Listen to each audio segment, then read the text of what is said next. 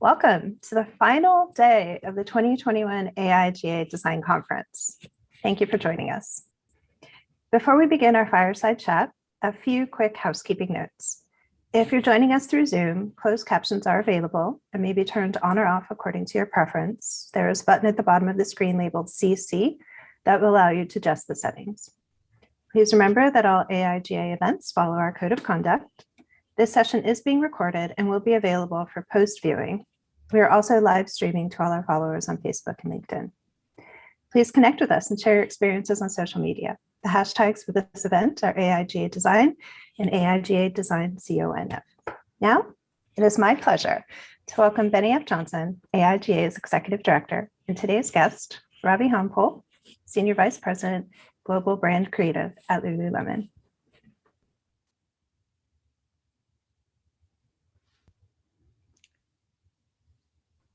Good morning and greetings, everyone. Welcome to our final fireside chat for this year's AIGA National Design Conference.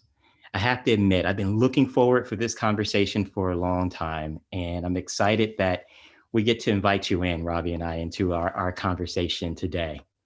We're honored to have with us Ravi Hampole, SVP of Brand Creative for the brand Lululemon.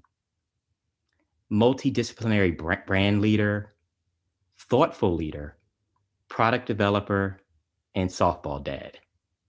Ravi is all those things and has combined a creative career that's really been about innovation and strategic thinking for the last 20 years, industry experience.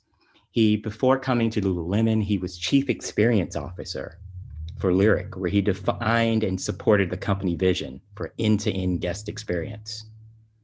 He leads core multidisciplinary teams that touch interior designers, architects, brand designers, product, and even writers, shaping and defining physical presence and digital experience. Prior to his time at Lyric, he was global brand director for the Starwood Hotel and Resorts chain. And working with 10 lifestyle brands during his time and career, he's reinvented other world-class brands, including the W Hotels, Aveeno, Cole Haan, and Jawbone wearable technology.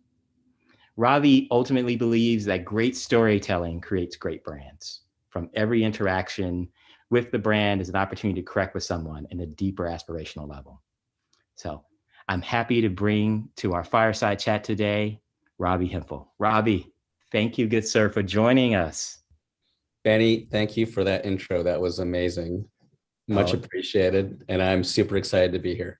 Well, we're really excited to have you here. And I think today's conversation today is going to follow this theme of journeys and moments. And it kind of fits in some of the things we've been talking about. So I'll start with these words. Being well is a journey. And I know you recognize that as kind of a mantra with Lululemon. But let's talk a little bit about journey, about how you grew up and how you grew into design. What led you to design and brand? Great question. So I grew up in Toronto, Canada, actually just small town outside of Toronto. And I was always good at drawing, art, painting, etc. And it's funny because coming from like an Indian family, you don't typically get that as an option for careers. And so to go anywhere near the arts. But I was lucky enough to have a father who really believed in, moving to the West from India, right, setting up. And then at the time when we were growing up, it was about kind of this assimilation idea. And so we were like getting into the culture, getting into what it was to be Canadian, eating roast beef, like all that stuff was thrown away. Right. And it's really fascinating because then that actually gave me the opportunity to take art and design on as a career. So my father actually saw that, oh, this is a thing that they do here. Maybe he doesn't have to become a doctor or a lawyer or an accountant. Right. Nothing wrong with those, but I was never going to be that. And so he saw that, hey, there's this drawing thing he's doing. Maybe we should push you into art school. And I remember I had two choices at the time because design wasn't a massive thing in Right. Canada at the time. And I was looking around. There was like, OCAD and Emily Carr, I think was another one. And I was like, I don't know. Someone said, hey, there's this school called Carnegie Mellon. They do this thing called design. I'm like, I don't know what that is, but I think I could make a career out of it. Because with that fear sitting there of going, well, if I can't be a doctor, I don't know that I could just be a painter. And that was that leap. And so it was Carnegie Mellon or NYU Tisch School for painting. I went down to New York and it scared the hell out of me. and I said, no way. I went to Pittsburgh and I was like, oh, this could probably do this. I got into both, made my decision to go to Carnegie Mellon and actually, followed a path there that was really interesting because it was about, like, Carnegie Mellon was filled with, computer science and engineering. Right. And then you had design, and design was kind of wedged inside of it. And it was called communication design, not just graphic design, which I was like, okay, this is interesting. And, it was about problem solving. Right. And that's where, like, it started for me to just go, oh, wait, there's this thing that you can actually solve. And the way the approach was communication issues, but then also later on business issues that you could solve through design. Right. And that's where I was like, it all started clicking for me. And that's kind of how I kind of got into it, and then moved to Boston to an agency, and then further on to New York to go in-house. But during that time, though, I thought there was one other thing that I'll mention was going to Carnegie Mellon and learning the art of problem solving. Right. Didn't get me to the art of authorship. Okay. And what was interesting there was going, well, how do you actually not just make it beautiful, but also meaningful, but meaningful on a completely different level? And I decided to go back to school and went to Yale for my MFA, which kicked my butt in so many ways, because it just made me rethink what design and art was all about. And being stuck in the art school made you really think about what you're doing. And so, yeah, so all of a sudden now everything's combined. I'm like, I think I got my painting, and I think I got my design. And now we're going to go look at how you can creatively approach problem solving in the business world. And that's what long-winded way of getting to, like, how I ended up here. But that's pretty much it. Like, it was just a sharing of these two worlds, and an understanding how I could take creativity and bring it to a place where in the beginning I thought, oh, I can actually like survive and live, like I could, have something to eat. And then further looking at, oh my God, I can actually shift the way a business is thinking. But I think it's really powerful for you to share that journey, because oftentimes we think of it as journey as just defined and linear, right? We go second grade, third grade, fourth grade, we know what's next, and it's locked in. And that being comfortable with the fact that it may not be linear, and you have all of these ways to kind of pull it together. Also, for us to see, we were talking about before, going into the space of brand and design, and talking to your family, being first and second generation engaging in these spaces. These aren't things that we were talking about. These are not things that our parents knew that there could be an opportunity. Yeah, there wasn't at all. And I think that was the wild part of it. And I actually have to, commend my parents for supporting me on the journey, because it's not it's not every day that you have folks that do that. And especially when you're not sure exactly where you're going, that you can have someone that's going to support you through that. And I remember my father was like, he's hilarious, or he was hilarious, because he would just, he would make us work really hard. So the work ethic was like ingrained. Right. And, his whole thing to me was like, listen, you can choose whatever you want to do. Like that's for you, and whatever you think you can excel in. The catch to it all, though, was that you have to be the best at it. Right. So that's always, there's plenty of therapy for that. But I think that the idea is that, I got it. I was like, okay, yeah, let's keep pursuing and understanding and like reinventing even through my career where I'm going to sit, what businesses I'm going to sit in, what interests me in terms of, what also businesses are accepting of, creativity in the broader sense, right, to affect the way a business works, right? And I think, and this is why probably I've chosen, a path that actually sits more on the consumer end right, of experiences where, design, no matter what, is central and core to the brand and the product's being. And so this is why I've like always sat there, because when I've looked in other industries, sometimes it can be really difficult to get that right, thinking across the line. And you actually become what I think is a little bit of an offensive word, which is the creative in the room. And right, because I think creativity is like goes across the board, right. and it's like it's not about like the actual category of work that you're doing, Right. but how you approach something. Right, And I right. think that to me has been wild in learning over the last like 10 years, really, that creativity comes in all sorts of shapes and sizes. Right. And that, when you get it, and I think I would say in the last 10 years, I finally got a seat at the table at some of these places to Right. actually have an influence of like, okay, this is how we can actually look at something creatively. Now, And- what's interesting is during that time period, you spent time with a lot of not just consumer first brands, but brands that were about lifestyle experience, kind of being wrong. So you had to think about like Starwood and W and how it kind of reimagined that kind of hotel experience. Talk a bit about what drew you into these hospitality brands, because I want to lead up to that next moment of when you leave that space. But what drew you to hospitality brands? I'll be honest. Mhm.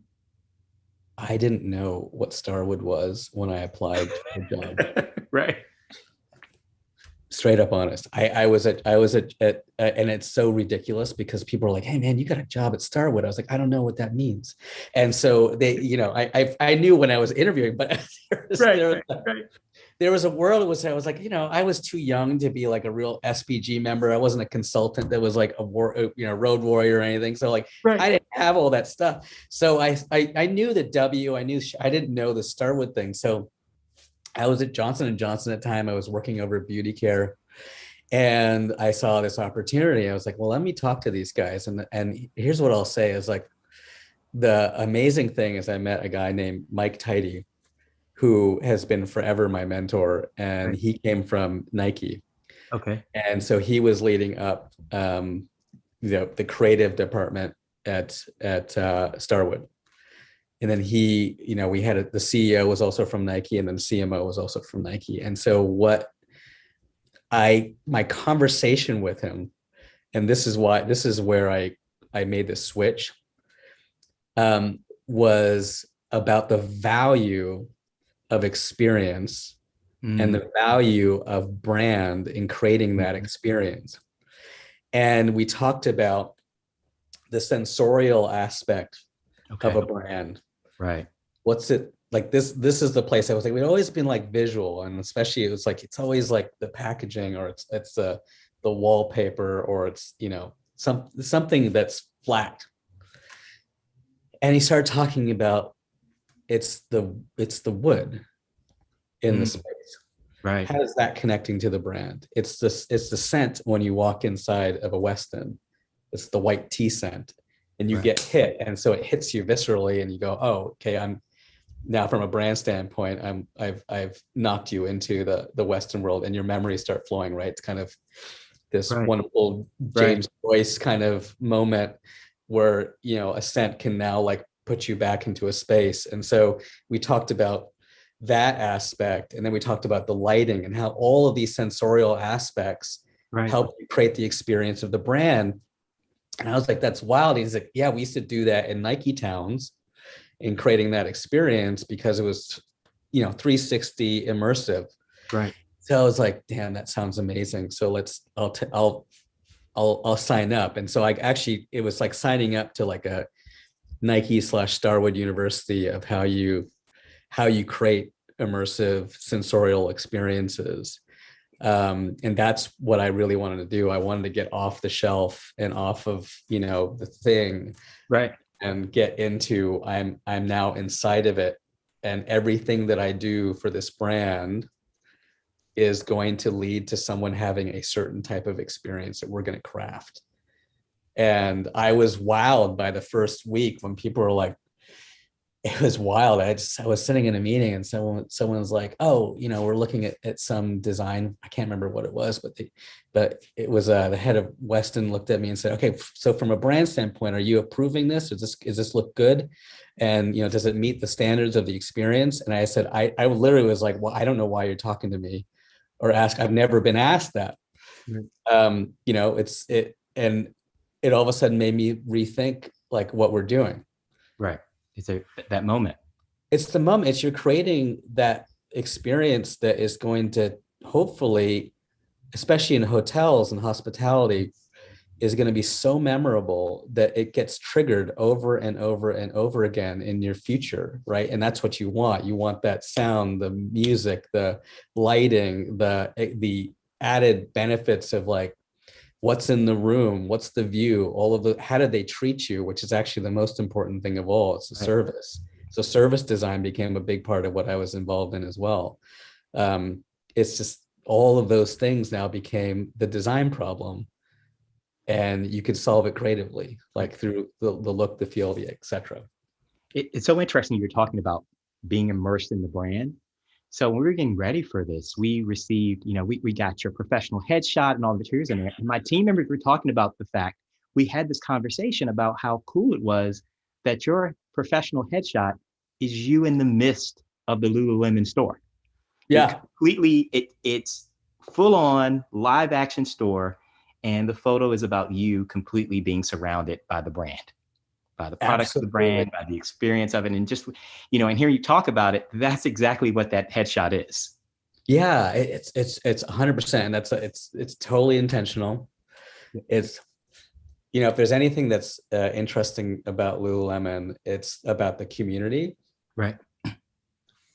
And it's not even just the community that we have in the stores that we have and the types of community that's created in the areas that they're located, but it's also the community that's created in Lululemon itself. And I think that's one of our, massive pillars when we talk about, well-being, that, community and social well-being is a big part of the story.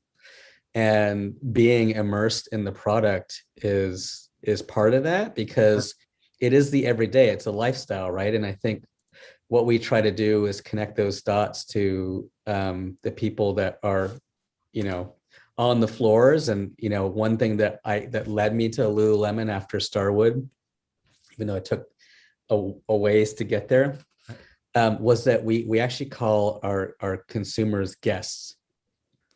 And that's a big change when you're thinking of a retail-based experience. Right.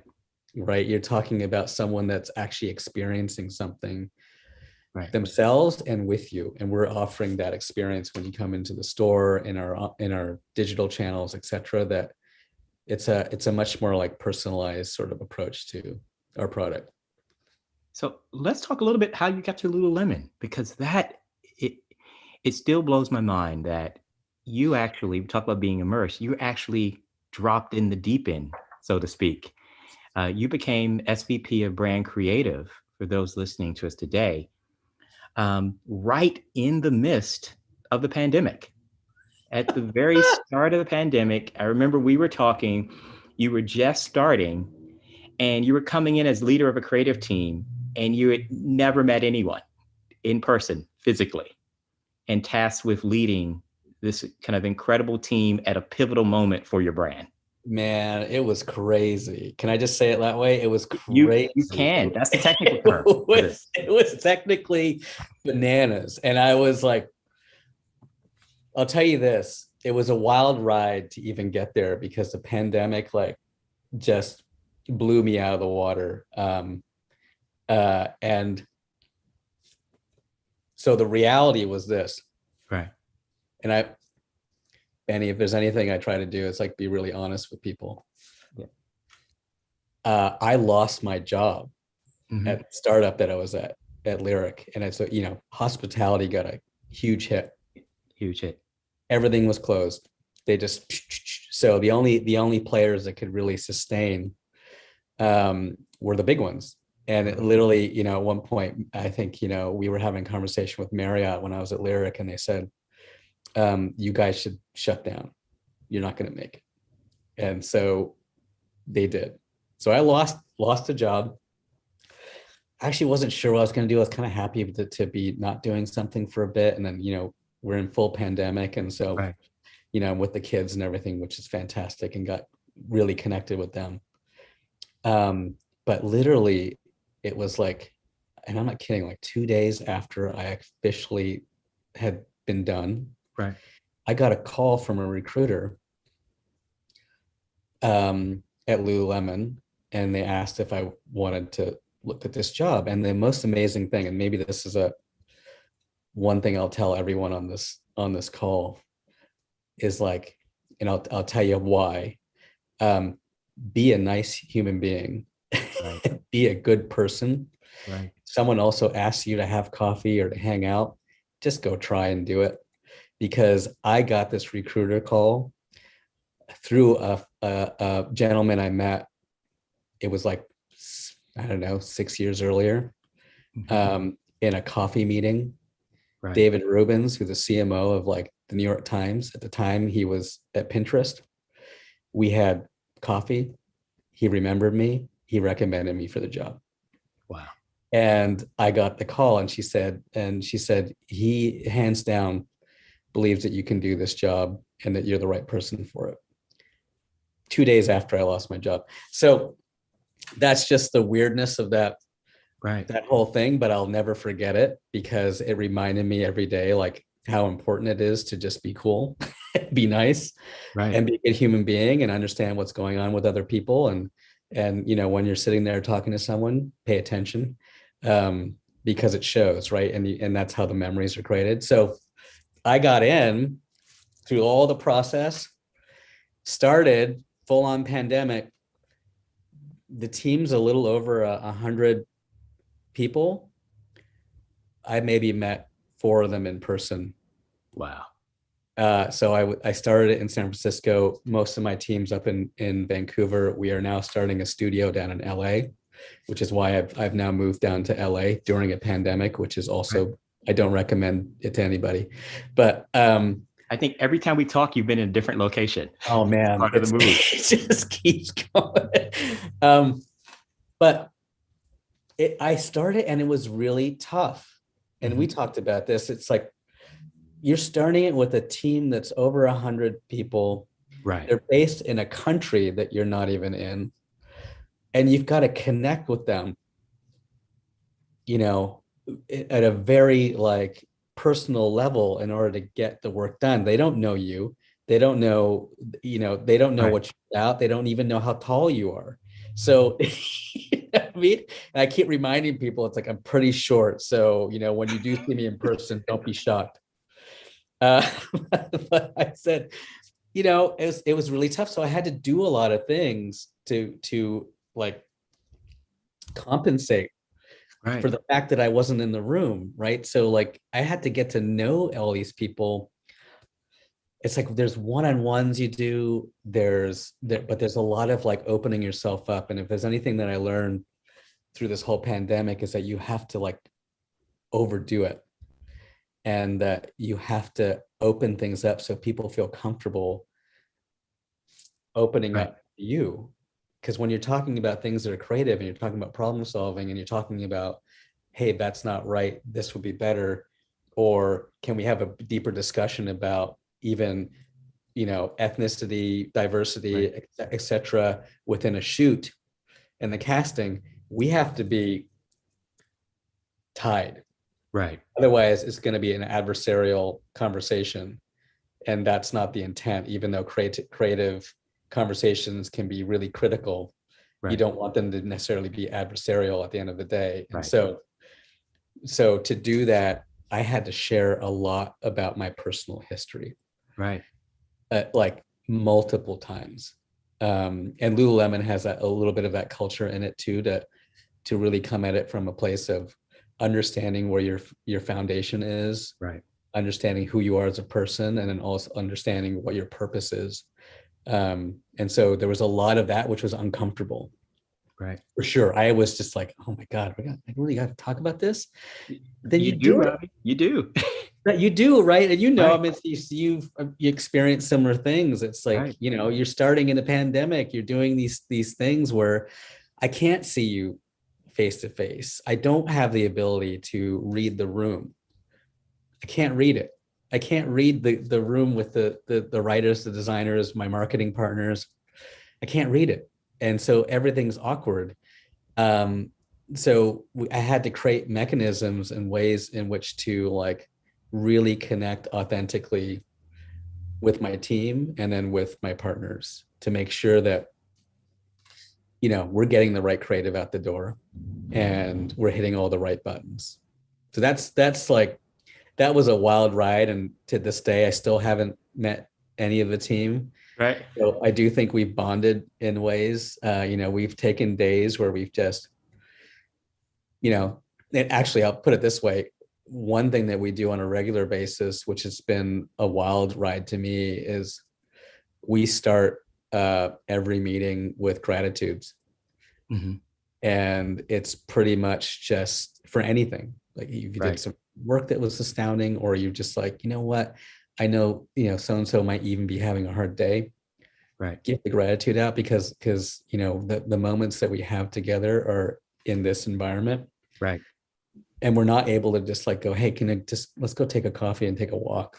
Right. Or whatever. We have to actually be more intentional with what we're doing. And so that was one thing I learned, that intention, scheduling the intention, being grateful, goes a long way.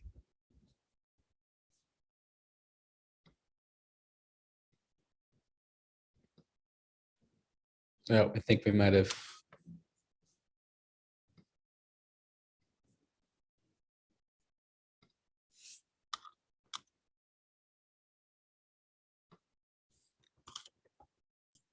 It looks like Benny might have frozen up. Benny stepped out. He was like, I don't believe anything you're saying. Yeah, He's processing, exactly. He's processing. No, and it is, I have to say though, that is lovely. As another person who started a job in the middle of the pandemic and not having met any of my coworkers, being very intentional about those conversations and thankful for the people that you get to work with. That's exactly it. I think we actually didn't realize for a while we hadn't been doing it that consistently at one point. And there was a moment where we all came together and just actually went through an exercise of appreciation for what certain people bring to the table. So you go through and you'd have everyone in that team give an appreciation about that person. And it was pretty wild when you actually did it in a way that you allowed your feelings to come out for a person and what they actually have been doing and what that effect is on the business, but then also the team. And it was really like mind-blowing. And I think, you know, I'd never expected it to happen where all of a sudden we're sitting there and certain people were, you know, in tears, and certain people, we were just, you know, absolutely joyful. And you realize that it's, you know, through a pandemic like this, those moments are few and far between. And you have to almost, as I said before, like be intentional about giving people the space to actually like show those feelings and have those feelings. And it sounds sappy, but the reality is like everyone has the feelings and they want to talk about them and they want to get them out. You just need to give the space for them. And I learned through this whole pandemic that you have to give people the space to have these moments so that people can feel truly appreciated, because it's really difficult once you're going from meeting to meeting to meeting to meeting. There's no in between time. There's no like, I'll just give you a look time, like it just of understanding. You don't get that. So you have to make space for it.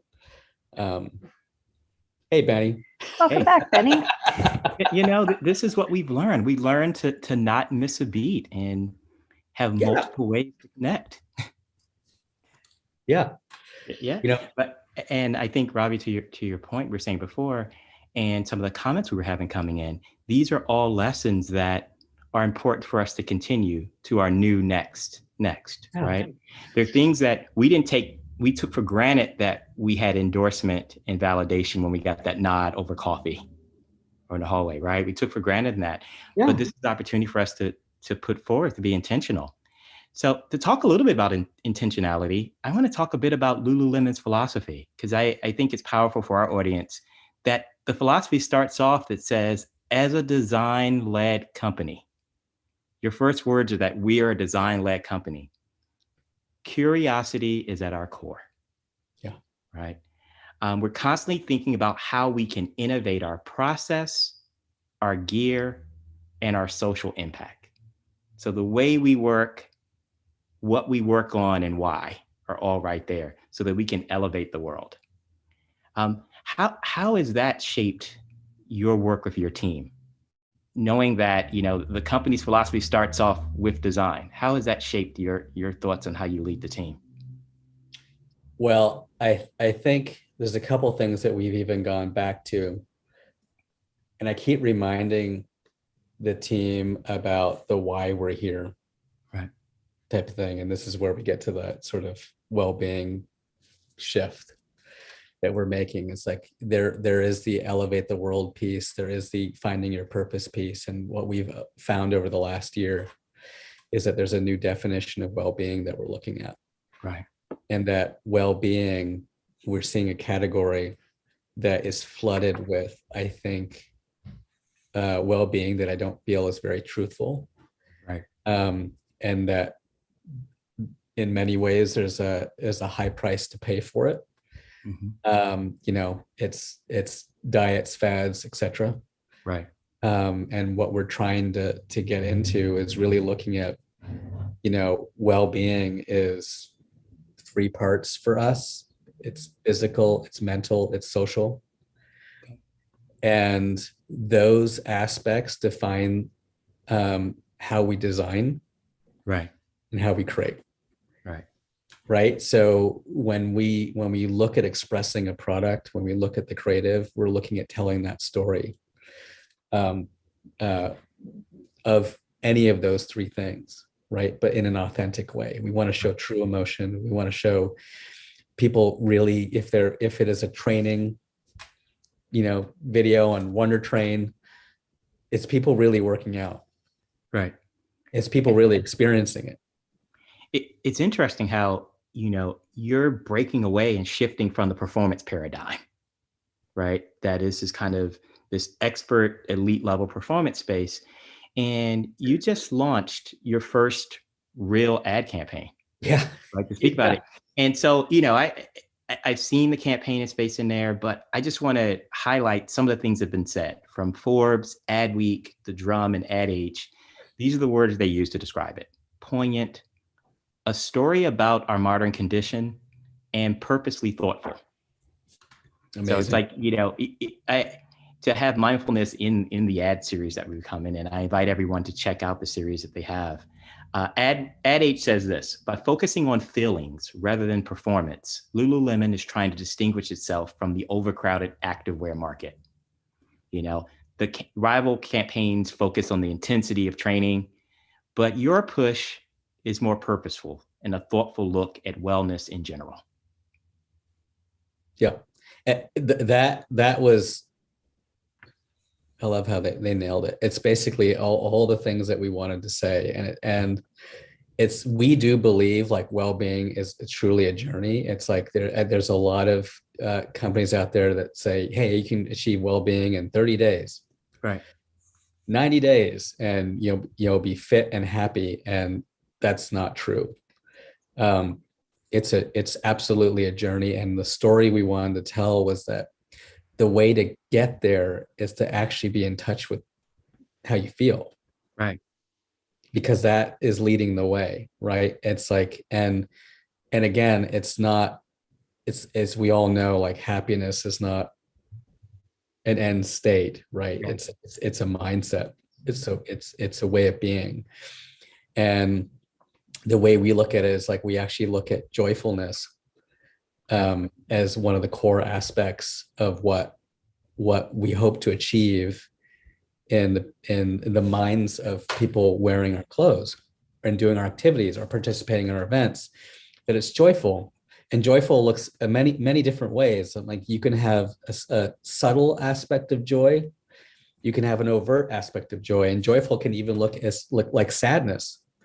But it's that experience of feeling, I think, is where that joy truly comes from, and that's what we're trying to express. And when we did that, the 60-second ad, which is still playing on TV, and purposefully, actually, what's interesting about it is that we picked one protagonist to go through this journey of transformation from activities that were, about what society and culture right now deems as well-being, Right, to then actually getting in touch with himself. So there's a moment in there where there's a hummingbird, which we thought at the time, I was like, how the hell are we putting a hummingbird in this? right, But a hummingbird is a symbol for joy, and it's a symbol for the future. And so, he interacts with this hummingbird and then lets it go. And it's this moment of like interacting with that idea that there's an inflection point that he's moving towards, to connecting with himself. right.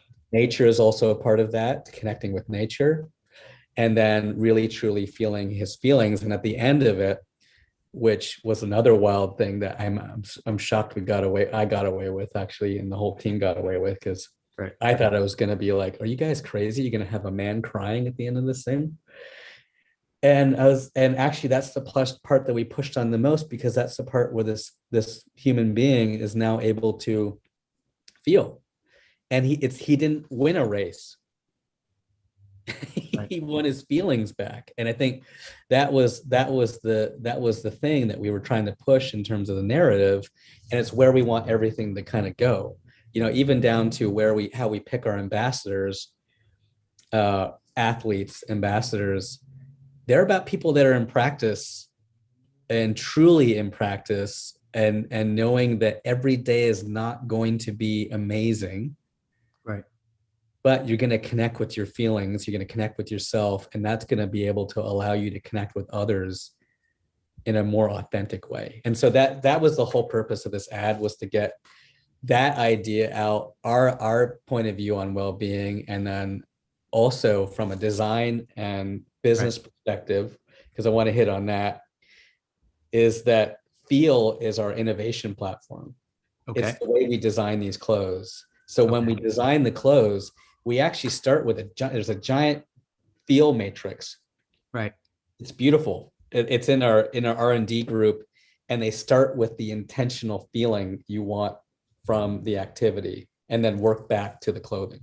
And each of your lines now have their own Spotify list, right? Oh yeah, man. It's like, so yes, you get like, The process has its own Spotify list, right? Which we're going through this, and I'm like, really? Okay. But I want to ask this question, because we talk about this growth and trajectory of the brand, right? And the brand is coming from a place, starting off is coming from a place of real privilege when we think about like the pricing and the material and the work we had in there. But you guys have been doing a lot of work now to look at accessibility and kind of disrupting this notion of well-being and wellness having to be at this elite price point and having barriers in the space. Talk a bit about that, because this has been a part of your transition and growth as a brand. Oh, absolutely. I mean, it's, the way that we look at it is, hey, it's a very privileged, group of people that can access this brand. And, at one point where it's like, oh, it's white women's leggings. And that was basically, the way people perceived it. So that's not even coming from us. That's coming from our consumers and our guests, basically, to say like, that's what you guys are perceived as. It's like, years ago, I would have my teams, we would have these conversations and we'd always talk about the power of brand. And we would say, brand is what people say about you when you're not listening. It's the kind of that reflection of this is what, it's not just what you're putting out or crafting, but it's what's really resonating and what people are thinking about you as a brand. And it's interesting because that had been the point in the conversation, but now you all are working in making this evolution. Yeah, we're working really hard to look at access, to look at well-being in its truest sense, that it's not, well-being shouldn't be a privilege, is the other thing, which is the other barrier that we're moving against. Right. And we're working really hard to look at even, creatively, how we're representing. Right.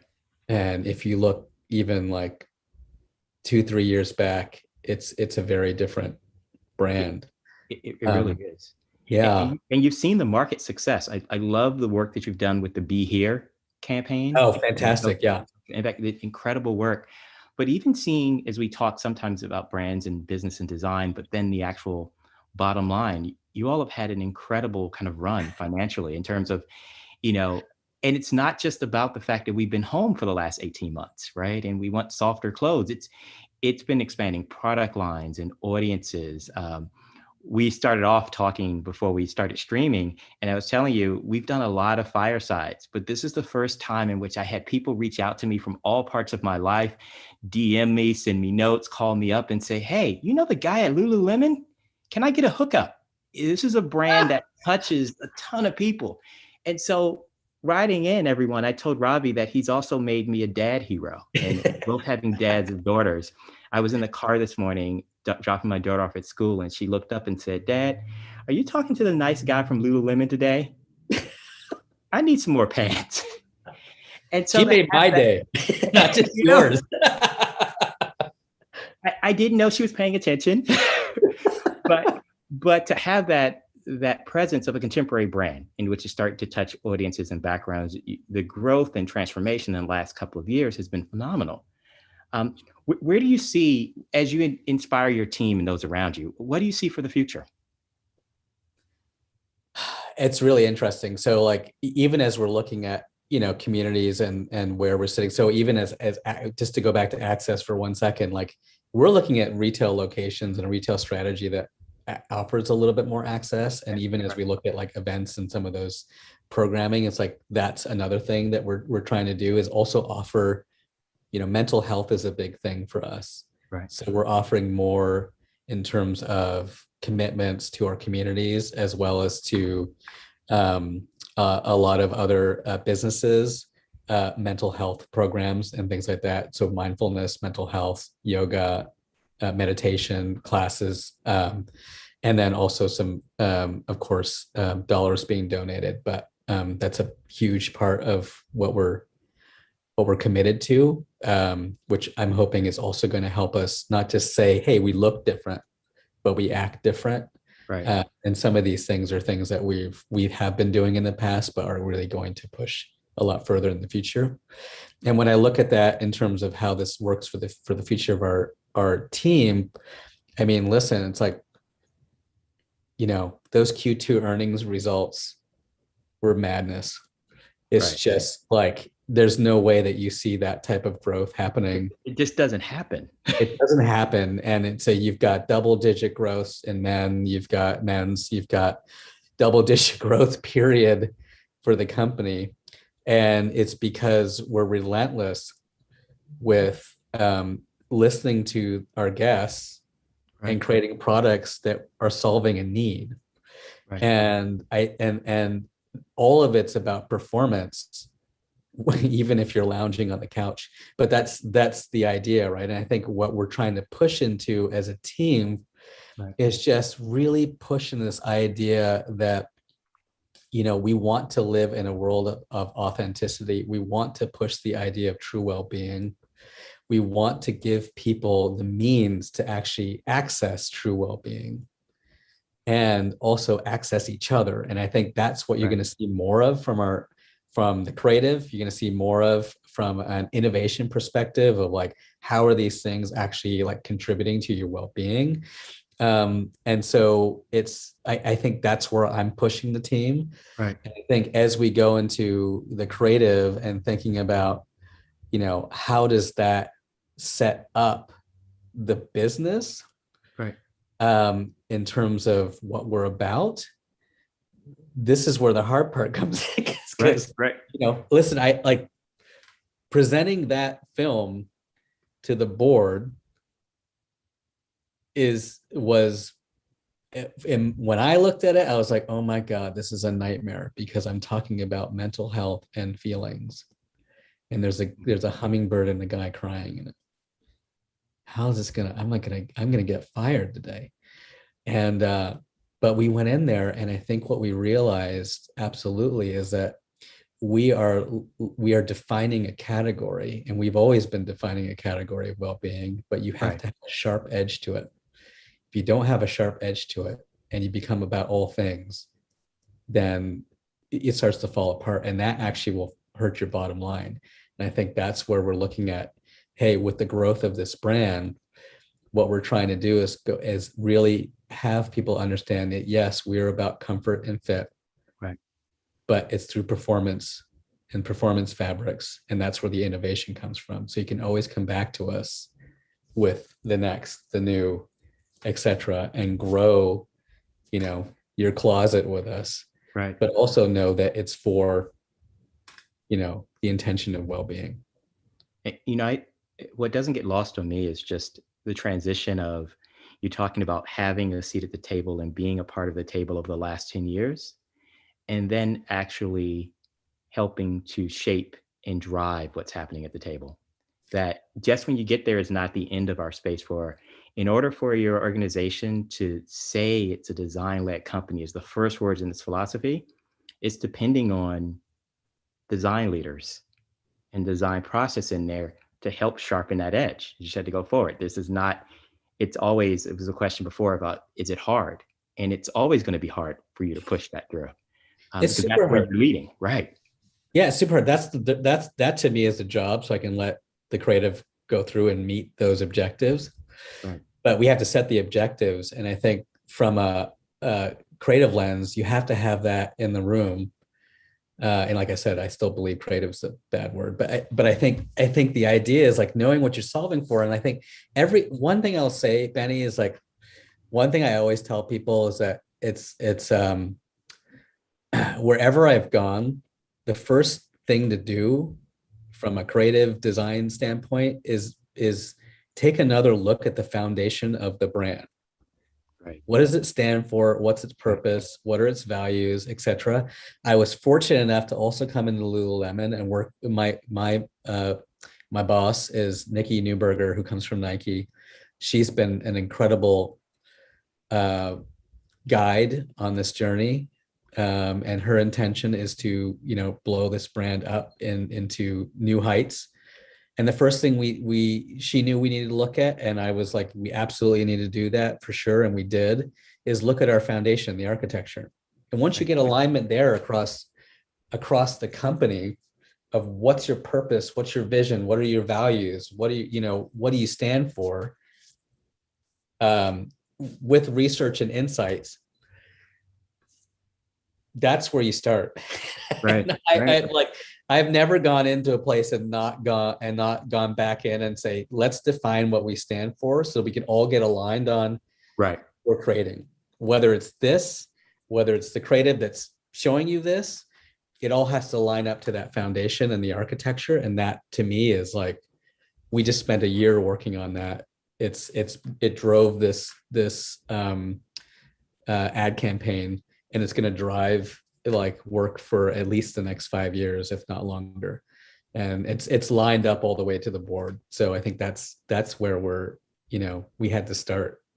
And that's what makes these conversations a lot easier. And that's what also puts you in the seat of saying it's design led too, right? Because that heads into the architecture and people get aligned on it. Well, Ravi, I can't thank you enough for spending this morning. I'm looking at the time, an hour's already gone by. Oh man. But to welcome our world in there. So this is what Ravi and I do. We have conversations like this, and it's a delight to share with everyone. I want to leave us with this word, Ravi, and you'll recognize these: we are here on purpose. And I think that sums up when I think about you and your leadership as a bold design leader, thoughtful business leader, still softball dad, and good friend of design and leader here. I'm happy to say that that's great advice for all of us. Be a nice person, connect with others, authentically lead, and understand that we are here on purpose. So, my friend and all who've listened today, thank you. This is a wonderful way to close out our last day of the conference. Ravi, this is awesome. And just know you've got fans of the brand growing everywhere. Awesome. We'll see you soon in person. Thank you so much. And I'll just say that I'm super grateful for you and your whole team, and that it's been a pure joy to hang out, and can't wait till we can do this in person. Likewise. So thank you all.